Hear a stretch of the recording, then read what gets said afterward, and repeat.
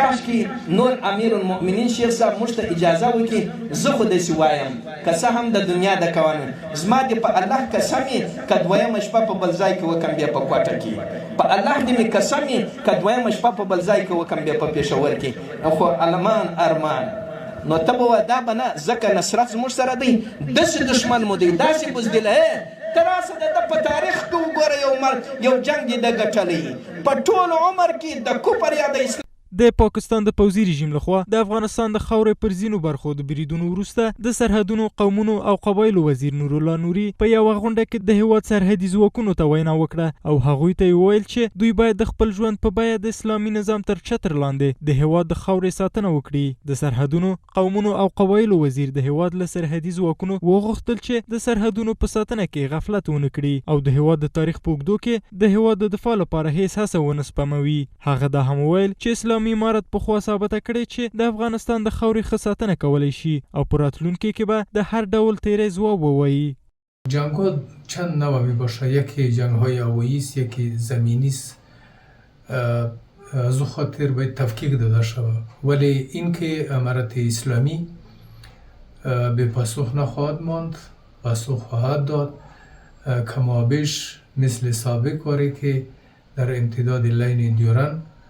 بالای اساکر پاکستان حمله خواهد شد که تلفات انگفت را برشان متحمل خواهد شد. په ورته وخت کې په داسې حال کې چې پاکستان د افغانستان په ځینو برخو کې د هوایي بریدونو په ترسره کولو سره د هیواد او سیمې د خلکو امنیت او سوله ګډوډه کړې ده د پاکستان لومړي وزیر شهباز شریف د قطر له مرستیال لومړي وزیر سعود بن عبدالرحمن بن حسن آل ثاني سره ولیدل او په سیمه کې د سولې او ثبات د پیاوړتیا لپاره د دواړو خواو په همغږۍ ټینګار وکړ. په دې کتنه کې دواړو خواو د سیمه ییزو پرمختګونو په ځانګړي توګه د افغانستان او ایران د وضعیت او د سیمې د امنیتي دفاعي او سیاسي مسایلو په اړه خبرې وکړې او د دواړو هیوادونو د وسلوالو ځواکونو ترمنځ د همکارۍ په ښه کولو هم ټینګار وکړ. دولت قطر رابطه بسیار خوب با حکومت افغانستان و پاکستان داره، بهتره که در این زمینه نقش موثری ایفا کنه، اما بهتر است که از ظرفیت دیگر کشورهای اسلامی و منطقه چون عربستان سعودی، ترکیه و چین در این راستا استفاده شود که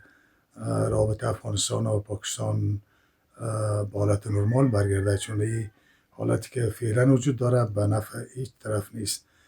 به ضرر مردمان دو منطقه افغانستان و پاکستان است.